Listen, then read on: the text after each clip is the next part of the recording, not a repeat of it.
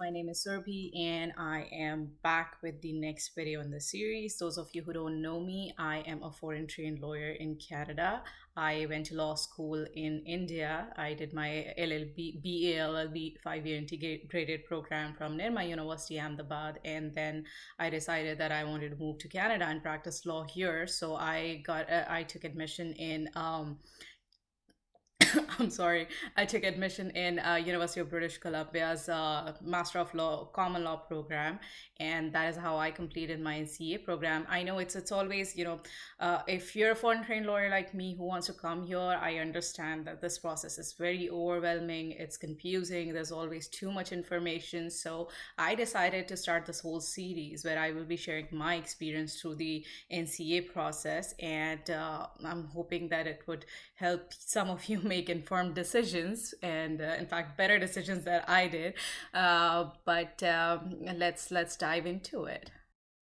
Ta-da! I know this is a change of scenery, but there's a kid in the house. Not mine, but there is. So, disclaimer number one, please excuse any background noises. And disclaimer number two, this is not a legal advice. I am not promoting anything here. All I am trying to do is share my experience with you guys so that, it helps you make informed decisions whether you want to go with NCA process, LLM common law, some other kind of LLM.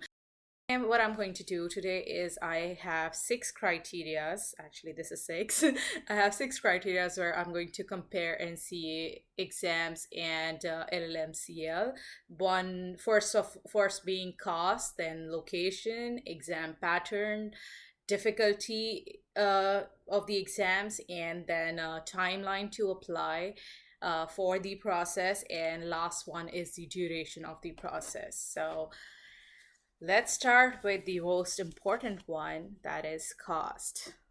So for NCA process, the basic initial assessment is $350 plus taxes, and then each exam is $300 plus taxes. So what you're looking at is, say, let's suppose you get 5 mandatory courses only. You are spending $1,500 in the examination plus $350 for the initial assessment. So the basic standard investment is $1,850 plus taxes. And then if you're repeating any courses, if you're kind of appealing your assessment, then there's additional cost. If you want to appeal the assessment, your initial assessment, it's $280 plus taxes. If you are not happy with your if you're not satisfied with your exam result and you want to appeal the exam result, it's $215 plus taxes. And just on the side note, there are going to be times when you're going to face rejection or failure. It just happens to everybody, not the end of the world. I just want to mention it because, as Indian kids, we are not really trained to deal with failure or rejection. But trust me, it's very common, and at some point you're going to face it. So it's not the end of the world.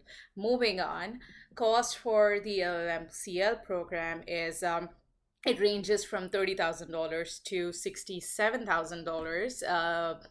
I compared costs like tuition fees for University of Alberta, University of British Columbia, Osgoode Law, and University of Toronto. University of Alberta being the lowest is $30,000, and University of Toronto's Global Professional Master of Laws is 67,000 approximately. So obviously there is a huge difference between the cost of LLMCL and NCA, but rightly so, because when you're going for LLMCL programs, you are attending classes, you're using all the university resources, you're attending events, networking, you're participating in school activities, so hence the difference in the cost. Next, we have the location. I think NCA does have a benefit when it comes to location because you do not have to be physically present in Canada for NCA exams. You can take them. NCA exams are offered outside of Canada in limited locations. So in the US, India, Australia, Jamaica, South Africa, and Europe. But again, these are just limited locations in these parts of the world as well. So for location of common law programs, it has to be Canada. So because there's no distance learning program, there's no online program as such. So you have to have a study permit or a PR status to be physically present in Canada and attend Master of Law common law programs at any of these schools. Next, we have number three, exam patterns. So, NCA exams are usually 3 hour exams, written in person exams. Because of COVID-19 pandemic, they have changed it to, they have moved the exams to an online platform and changed the duration to 4 hours instead of 3 hours. But this is just temporary. They have, as of now, they have only done this for the August and October sittings, and we don't really know if it's going to continue post pandemic. But as of now, for this year, that's what they're doing with Ontario bar exams, but it's only for this year. So we'll have to wait and see what happens post pandemic. And then for exams in LLM common law programs, it's you attend classes and then you take exams, so it's pretty standard that ways. I don't know what they're doing during the pandemic. Maybe there are like online classes, but I don't know about the exams. But let's see, what happens post pandemic. But usually it's just in class written exams. At UBC, we had the option of typing the exams or writing the exams. I tried typing, but wasn't very good at it, and it was time consuming and distracting for me. So you can, it's pretty good actually. You can try typing, but if you're not comfortable with it, you can switch to writing in the middle of the exam. So I tried it and failed miserably. I was feeling very distracted typing the exam, so I switched to writing. But that is that for exam patterns. Then we have difficulty levels. So I haven't taken NCA exams personally, so I am not someone who can comment on how difficult the exams are. But if I want to compare them generally, it's the passing percentage for NCA is 50%, whereas the passing percentage for LM common law program is higher. But then again, when you're attending school and then taking exams, there's a difference. For NCA, you are studying by yourself, but in LLMCL, you have professors who can help you with it. You have people around you in your class you can take help from. But then the passing percentage for LLMCL programs are higher. At UBC, it was 68% minimum, which means if you're scoring 68% or less in any of the courses, then you just fail the course. At University of Toronto, you have to have a minimum B minus, which is 70 to 72% marks. At Osgoode, it's they recommend you to maintain a B grade, which is 70 to 74% marks. On number five, I have the timeline to apply, timeline for application to each of the processes. And then, what I'm going to do, I am going to deal with duration, NCA sample exams, and then there's another thing I want to talk about, the LLM programs, and I will talk about them in a separate video because I don't want this video to be super long. So let's talk about timeline to apply, and then we'll leave the rest for the next video. So in terms of timeline to apply for NCA, there's no fixed time when you have to apply for the initial assessment. You can apply throughout the year. For they do have fixed time schedules for the examination. So there are 4 attempts in a year: January, May, and then there's August and October.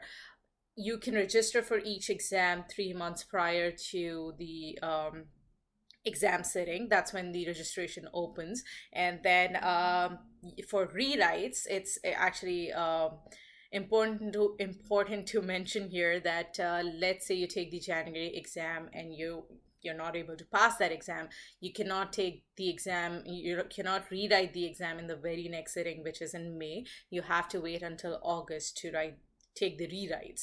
And then of course you have to pay additional fees for each rewrite you're taking. Each person gets maximum 3 attempts for an exam, so the main attempt and then 2 rewrites. You can request a 4th attempt but I am assuming there are special rules for that and you need permission. But that's pretty much it about the timeline to apply for NCAs.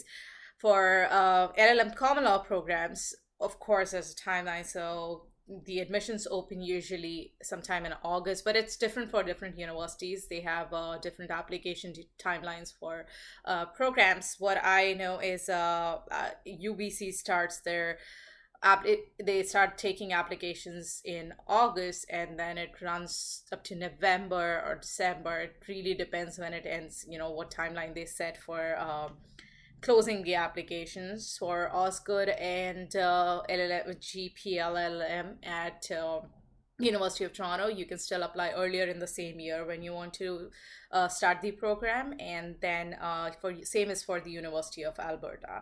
But what I can do is, I will upload the links in the description box, and you can check out what about descriptions about the program, what are the requirements, admission requirements, what is the curriculum, and obviously the admission deadlines. And plus, in this on the same pages, usually you can find the tuition fees for the program.